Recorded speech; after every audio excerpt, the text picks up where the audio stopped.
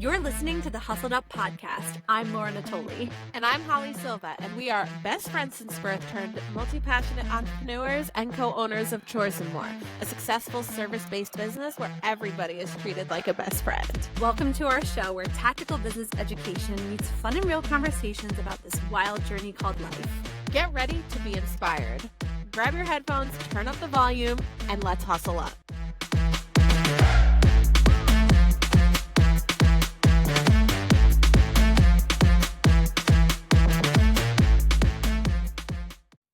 Hey, what is up? Welcome back to this week's episode of Hustled Up. We are your hosts. My name is Laura. And I'm Holly. And we have a super fun topic, as we always do. I should just stop saying that because every single topic that we have is super fun. But just like always, we have an amazing episode planned, but y'all already know what I'm about to tell you to do. If you're loving this podcast, please go show us some love online. You know, a little 5-star review with a little love note. Share this podcast with a friend in need who you think could really benefit from it. If you are watching on YouTube, make sure that you are following. Is that what you do on YouTube? You follow? You subscribe? Yes. You subscribe. Okay. Make sure you can tell how much I know about YouTube. If you're watching us on YouTube, make sure you subscribe so you always know when an episode is getting dropped and released. And just let us know that you're loving what we're doing because it's what keeps us going and keeps us striving to make new episodes. All right. So for today, we have another pretty tactical episode today. I feel like we've been doing a lot of really meaty, tactical, tangible tips episodes, and this one is no different. So make sure that you grab a pen and a piece of paper because we're going to be giving you some gold. We're going to talk about the importance of anticipating and planning your busy and your slow seasons. Because let's be real, no matter what business you're in, if you're in the cleaning industry or not, you have busy and slow seasons, right? And how can you do anything about it if you don't even know when they're coming? I mean, if you are being reactive instead of proactive, that's your first problem right there. So we're going to kind of teach you how to not be like we have been in the past. You're going to start being proactive for the slow and the busy seasons instead of being reactive. So we have a few tips to share. So if you're interested, stay tuned. Are you tired of spending your entire weekend cleaning when you could be going out to brunch with your girls? First of all, I love brunch. And second of all, yes, there are so many things I could be doing instead of cleaning my house on the weekend. Oh yeah, like playing video games. Or watching a movie with the kids. Going on a date with your significant other. Taking your dog to the dog park. Going to the movies. Solving world hunger. Yes! Exactly. So this is why it is such a good idea to call up Chores and More for your deep and recurring cleaning needs. And do you want to know something really, really cool? What? If anybody mentions Hustled Up when they call to book, they can receive up to $100 off their deep cleaning. Up to $100 off. What are you doing still sitting there? Pick up the phone now, mention our podcast, and never have to spend your weekends cleaning again. Simply go to choresandmorellc.com. You can fill out a request quote form there, or give us a call, send us a text, 631-397-0177. It is time to get back to doing the things you love. Let us take care of the cleaning. Welcome back. So we are talking about planning, how to prepare for your busy and your slow seasons. And we could have split this into 2 different episodes, but I think we can just talk about the busy and the slow seasons all in one episode. So the first thing you're going to want to do is anticipate. And you can't anticipate if you're not tracking. So I know it sounds like we're beating a dead horse. We talk about this all the time, but you want to be tracking your numbers because before we started tracking our numbers, I didn't know when our busy and our slow seasons were. So January rolls around, we're losing clients like crazy. The phone's not ringing that much. And I'm like, are we failing? Like, if you don't know when your slow seasons are coming, you're going to go into panic mode, think that you're failing. You're going to start lowering your prices. You're going to start doing crazy things to make up for this. But if you are tracking weekly, monthly, annually, if you're tracking month by month, week by week, you're going to be able to know ahead of time, okay, last January, our sales dipped. Last January, maybe we didn't get as many people applying. Our regular clients started falling off. Okay, so we know it's probably going to happen this January. So when it inevitably does happen this January, we're not going to go into panic mode. We're going to go into proactive mode and do something about it. So that's the first number one thing. Make sure you are tracking those numbers. Make sure you know what months are busy, what months are slow, because you literally cannot do anything about it if you don't know that it's coming, right? Like that's like the number one most important thing in my eyes. Would you not agree, Ha? I think that, yes, definitely for sure. And I think something else that's really important to keep in mind, and I feel like this is kind of a perfect time to talk about it, is changes like that are not typical for like maybe your business, but like more so about trends that are happening like based on society. Does that make sense? So hear me out. Hear me Yes, out. Hear yes. me out. So like there's talks of a recession. Are we going into one? Are we not? It's election season. There's going to be a lot between all of this going on and just tension being high. There's going to be a lot of buyer uncertainty. So your attrition's likely going to be higher. You're going to lose customers. You're going to lose clients who are nervous and they're pinching pennies because they're preparing for something that could possibly happen. So even though for us, for example, October is typically a really good month for us, and while it is in terms of our sales this month, our attrition is incredibly high, which is not showing previous years. So it's like, okay, that's weird. It's time to kind of study this a little bit. So even though you are trying to be proactive and anticipate, it's always important to study the numbers that you're currently dealing with and figuring out, is it an outside source? And also, what can I do differently this year in this time of uncertainty? Maybe it's just a change in your marketing language and your sales pitches and things like that, because there is a lot of weird stuff going on with like the economy and potential recessions and all of that other stuff. So I think that that's also really important to keep in mind, in addition to keeping track of those trends. Like I said, for us, usually October is very, very good. Usually it's lower attrition because everybody wants to stay on the schedule for the holiday season. But there's just a lot of weirdness going on with the elections coming up, this weird recession thing that's happening. So those are great things to take into account as well when you are keeping track of those numbers. Yeah, no, I think that's a great point that I really wasn't even thinking about. And I think it's important to observe these numbers objectively too. And don't let emotions come into play. Go into problem solving mode. As Holly said, our attrition skyrocketed.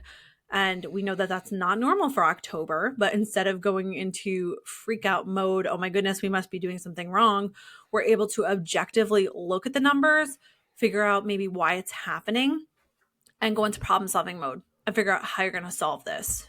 You know what I mean? Just look at it objectively. Don't let your emotions get into it. You could easily go into, again, I'm failing mode. Oh my goodness, we lost so many clients, we're failing. No. All right, we lost so many clients. What are we going to do to offset that? What are we going to do to combat that? So whether or not it's regarding the world things or just the time of year, go into problem solving mode. Don't let it get you discouraged, because you could really easily get discouraged and just crawl into a bowl. A bowl? Crawl into a ball. I think I was ball saying in a hole. that's what I was doing. I was doing a ball and a hole, so I said a bowl. Don't crawl into a bowl. I mean, if it's big enough to hold you, then that's great. Do you? It's a very Monday. Anyway, first thing to keep in mind: know your numbers, track so you can anticipate. Now, why is this so important? There's two main reasons why, in my eyes, that this is so important and how you can anticipate and plan for the busy and the slow seasons. I think the first thing to keep in mind is it's so important when it comes to hiring. Because if, and again, we've done many episodes on this. I want to disclaimer this with you. Always should be hiring. You always should be interviewing. Do not stop interviewing. Do not cut your ad spend. Just always be interviewing and hiring. So I want to disclaimer that first. But how many days a week should I be interviewing? How much should I spend on interviewing? January, again, I'm going to bring up January because it's one of our slower months, January and February. The holidays have just passed. People have spending fatigue. Their credit card bills are skyrocketing from the holidays. So a lot of businesses do dip in January and February. So maybe once January rolls around, I want to maybe lower my ad spend for my hiring ads. Just lower it a little bit, because I know I'm not going to have a lot of hours to give out. I don't want to bring on a bunch of new team members in January. So maybe I'll lower that ad spend. Maybe I'll interview 1 day a week instead of 2, 3, 4. But that's going to be very different than for the holidays. Holidays are coming. You do not want to be stuck last minute because you will have people reaching out for those last minute holiday cleanings. It's going to happen around Thanksgiving, Christmas, Passover. There's so many different holidays where people are going to be reaching out to you last minute. And the last thing you want to do is say, sorry, we're full. We can't help you, because they're going to call your competitor. And guess what? Your competitor may have just gotten that recurring service from that initial deep cleaning that you couldn't convert because you didn't have enough employees. So I think that that is something really, really important to keep in mind too, because you want to be able to serve these people, because you never know what one-time holiday cleaning might turn into that recurring service, which is what we want in this industry. So I think that that is just so important. Be prepared. We already, we hired somebody a few weeks ago to start mid-November, because that's how far ahead we are thinking. We are like getting ready. We know we are already seeing Thanksgiving week is almost full for us. The week before Thanksgiving is almost full. So we want to be prepared to take on that new business. So I think that that is so important. Would you agree? Oh yeah, absolutely. Right. I don't really even have anything to add to that, because I feel like the main thing about this is just the importance of being proactive in your business. Yeah. That's like the main, the main message here, but we're just breaking it down into why it's so important. And it is very important to just always be prepared, because you just never know. And we've had it. Someone just decides they don't like cleaning anymore and they quit. They give you no notice. You always have to be ready. You always have to be ready, because we could easily have said, oh, we have the staff. We have a couple of days that are not super full. We could, move some things around, get some, fill up these schedules for sure with our current thing. But you just never know. You just really never know. And so now we can prepare. And if everybody stays and nobody quits without notice or anything, then it just means that we have even more openings that we can fill with people who are inevitably going to come in November and say, I need a cleaning before Thanksgiving, or maybe right after. My turkey exploded in the oven. Can you help me? Yeah, exactly. And you want to also anticipate you're going to need to do a lot of rescheduling for any clients that fall on the holiday. I mean, for Holly and I, we close on Black Friday, because that's like the real holiday. You know what I'm saying? We close on Thanksgiving. We close on Christmas Eve and Christmas Day. So that's 4 major days that we need to reschedule. And how many clients would you say we have in a day, Holly? Like on average, we had discussed this the other day. I think like 14-ish jobs a day. Yes. Times that by 4. That's so many cleanings that we are going to need to reschedule. And if we don't have the staff to accommodate them, because let's be real, they're going to want to get in before the holiday. If I say, hey, can I come after Christmas or Thanksgiving? They're not going to really be pleased. They want to get in before the holiday so they can get that house clean for the relatives coming over, so that, the mother-in-laws don't judge you for your countertops being dirty. So they're going to want to get in before that holiday. And you want to be able to accommodate that. You don't want to inconvenience your current recurring clients. So that's another really good thing to keep in mind. And as Holly said, what if one of your techs quits? I don't know about you, but I don't want to be out there during the holiday seasons cleaning. I got too much to do in the office. I got too many presents to buy. I'm not trying to step back into the field the day before Thanksgiving. I'm just not trying to do it. If I'm going to go back and clean, I want it to be like a relaxed, calming, nice day, not the chaos before Thanksgiving type of day. Yeah. Exactly. So make sure you are prepared with the staffing when you're short-staffed, when you're not short-staffed, when it's busy, when it's slow, because you also don't want to overhire and then you don't have enough work for your techs. Now we're thinking in the opposite direction. You don't want to bring on a ton of people and then all of a sudden your attrition goes up, the phone stops ringing, and then you have all this staff and you have no work to give to them, because that's also not fair. So I feel like business, I always describe it, it's a seesaw that never levels out. It never levels out, because you're always over or understaffed. You're always like juggling, okay, how many employees do I need? And I have too many. It's just a never ending seesaw. It sounds terrible as I describe it. I know, it never ends. It never stops. The beauty is when you grow it enough to delegate and have a team helping you balance the seesaw at least a little bit. But when it's just us, it's like, oh God, it never ends. But I think that that's important to know, because, for example, we know for 100% fact that business will slow down in January. It's just how it is. Like Laura said, people have a lot of spending fatigue. They are trying to save money after Christmas. I mean, obviously we try to really ramp up our marketing with the whole new year, new me, new house type of, deal, but it doesn't always work. And it's just, it's a trend. It's always been that way. Our numbers prove it. It's always been that way.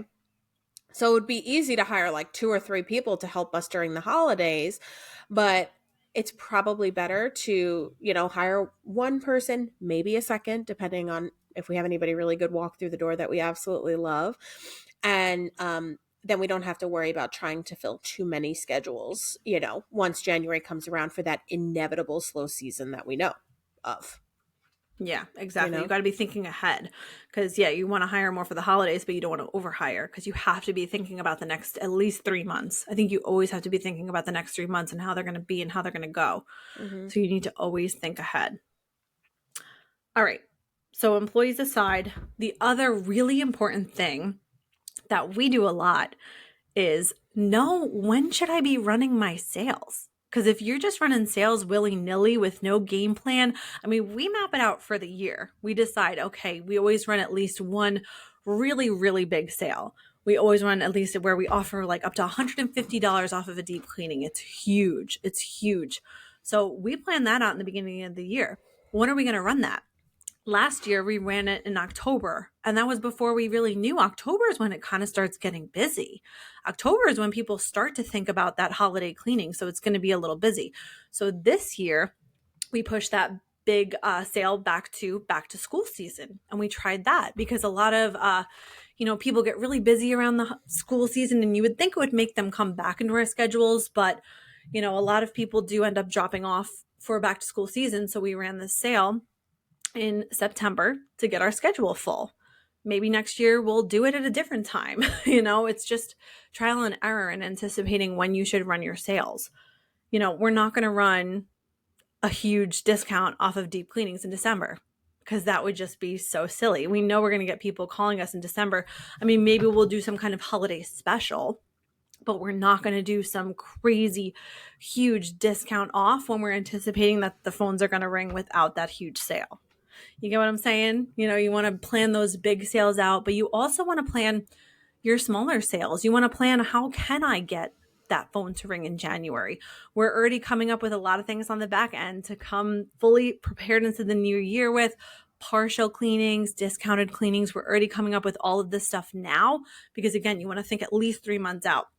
So we already have a game plan of some of the discounts, special offers, cleaning bundles, things that we're going to put out there to the world once January hits and the bills get tight. So just, again, you don't want to run sales willy-nilly. You don't want to just like throw spaghetti at the wall and see what sticks. You know what I'm saying? Yeah, that's important when you're running we do this and we try not to do it too often because then it just doesn't feel so special anymore. Just like little scheduled little flash sales to fill the schedules. Like if someone gets a cancellation, we'll sometimes say like, oh, last minute opening tomorrow. We'll discount it super a lot. But you can't run those every week because then people are going to be like, oh, I'm not going to book it this time because she'll just run it again next week or the week after. Mm-hmm. So I think it's really important. And this is going a little bit off topic, but I just feel like I need to mention it. Not all of your techs need a full schedule. And the reason I say that is some of them might even like kind of having like a part-time-ish schedule. Maybe they don't want to work every day. Maybe they don't want to work full days.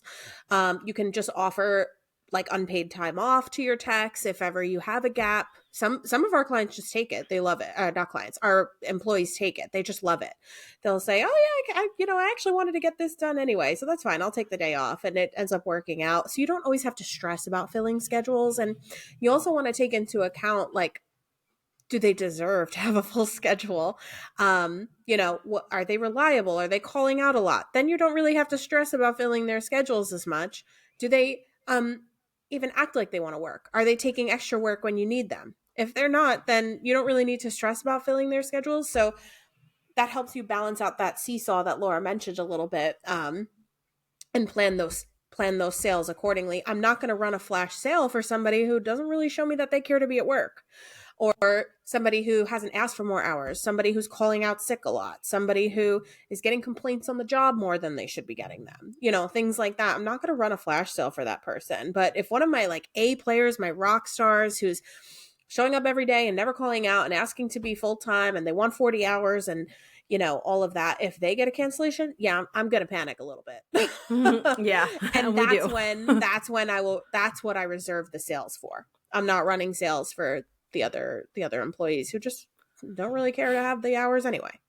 So it's kind of a win-win. I feel like some of my employees would prefer not to have an extra house, or, they kind of get the, yay, my client canceled, I can go home early today. So if anything, kind of a win-win in some cases anyway. Yeah, no, I'm glad you brought that up, because it's true. It's like if you're running a sale every other day, it loses the allure. You know what I'm saying? It's going to lose that wow factor, but we try to really do it so seldom that when we do super discounted priority cleaning, people are like, oh my goodness, I need this now. And it really does work because they get snatched up so quickly. We'll post a priority cleaning sale, like a 3-hour priority cleaning discounted, 35% or whatever. And that goes immediately. We had one the other day. We literally posted Kim, who is one of our rock stars. We always want to fill her schedule. She had a last minute cancellation. So we posted it and it got snatched up within the first 5 minutes. The first 5 minutes, it got snatched up. But if we did it every day, people would just be waiting, or they would say, oh, I'll get it next week. They're going to run it again next week. When there's that sense of urgency. So I think when you're creating sales too, you have to have a deadline. You have to have an expiration date. You have to create some kind of urgency with the sale, because I feel like as humans, we're processors. We need to process. We need to think about it. We'll push it off. But if you create that sense of urgency, today only, book today and receive the discount, or within the next 3 hours, you're creating that urgency, which is going to want to make people hop on it. I know this is a bit of a tangent as well, but just make something about that sale really desirable. And I think limited time, limited edition type deal makes it really, really desirable. Yeah, and I don't know. I know you were operating off of a list, Laura, so I apologize if I'm like jumping ahead and if this is on your list. But another thing when preparing for those flash sales, those like little sales, and this is for preparing for that slow season, right? Something else that's really important is to build your contact list for people who might want to jump on a priority cleaning opening or a sale opening. So we use Jobber as our CRM. So we tag all of the people who aren't in for recurring service, but they like that, that service, every so often, or they just like that freshen up, or that 3-hour priority cleaning or whatever.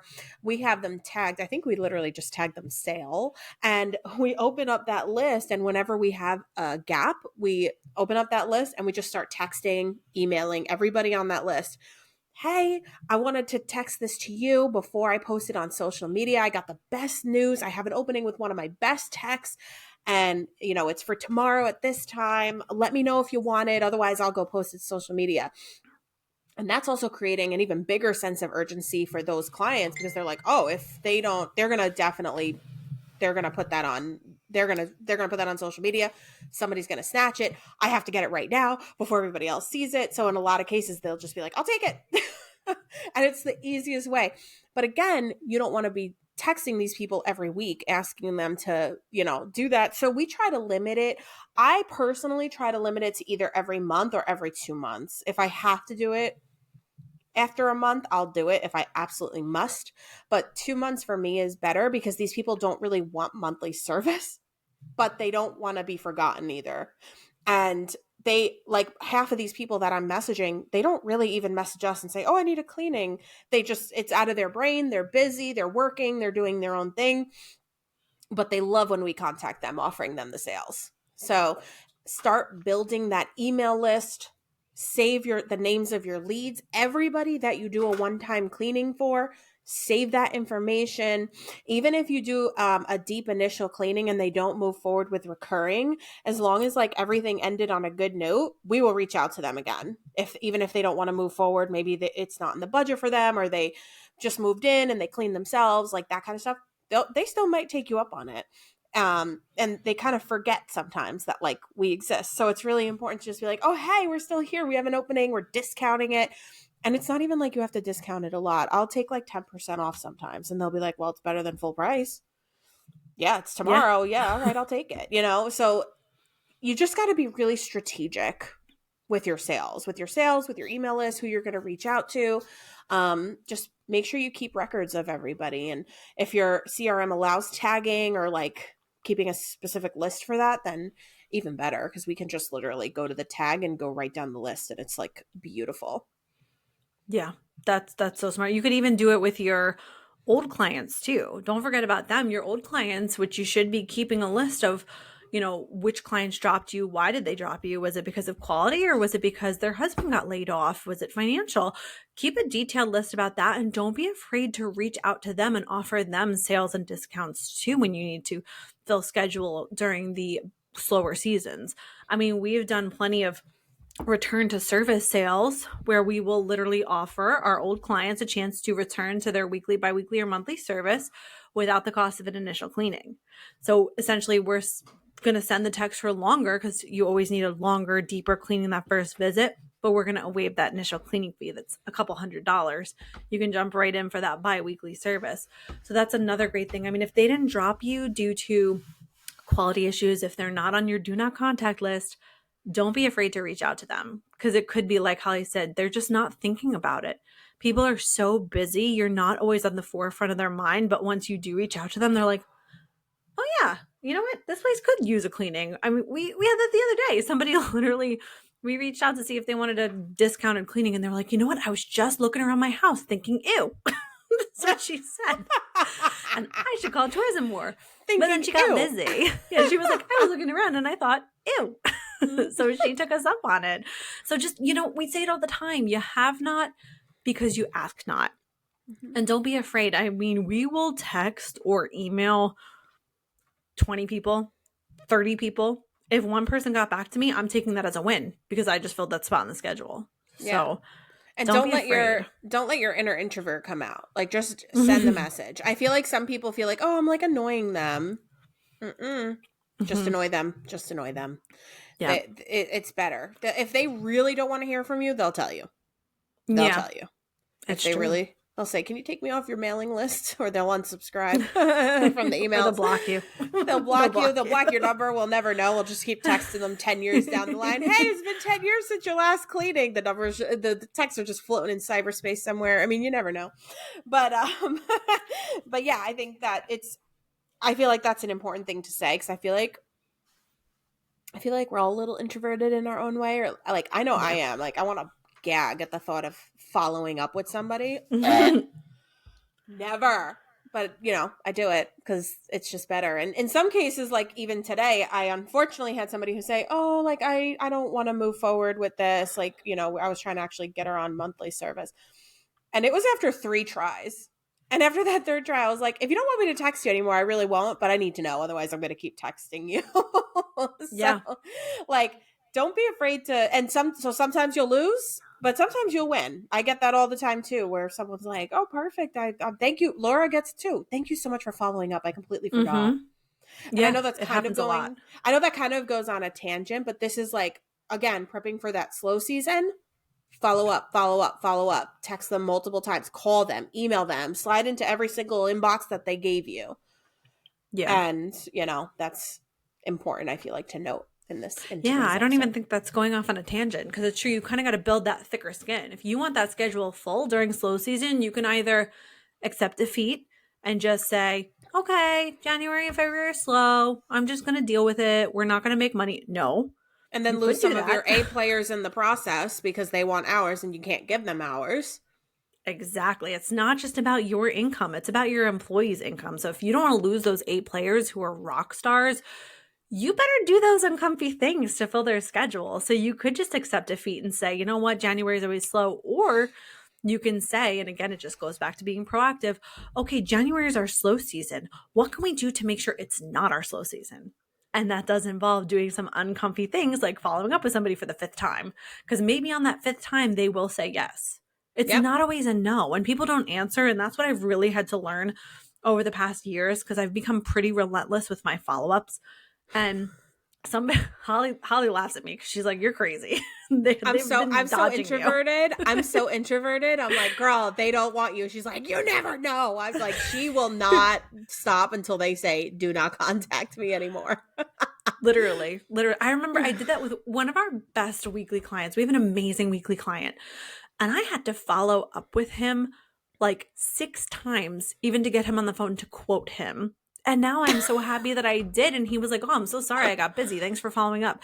It's like you really just have to build that thick skin and get really comfortable with being uncomfortable, because it's not comfy being like, hey, this is Laura from Choice and More following up for the 6th time. Something you guys don't want to quote. It's not comfortable. It's not fun. Let's be real. It's not fun.